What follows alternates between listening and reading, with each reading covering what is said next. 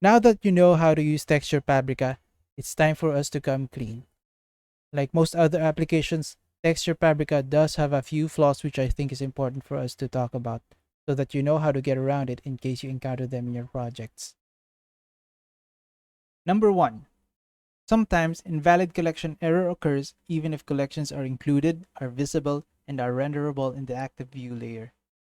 This is caused by the Blender memory cache, and the only solution we have for this is to save and restart Blender. Number 2. Sometimes mismatch warning occurs even if source and target objects are named properly. We suspect that this is caused by the name matching algorithm. For now, our suggested solution would be to change the name of the source and target objects, which we hope is doable in all cases. Number 3. Light info map bakes with the yellow color when indexer map and color information are turned on. We found that the bake material creation algorithm is what's causing this issue. For now, our solution would be to disable indexer when baking light info with color information. Number 4.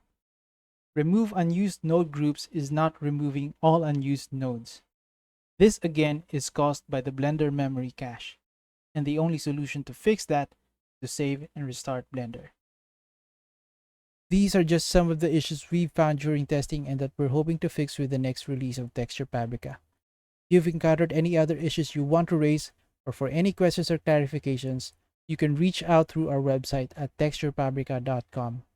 In the meantime, I hope you've learned a lot. Thanks for watching, and I'm excited to see what you'll come up with. Have a great day.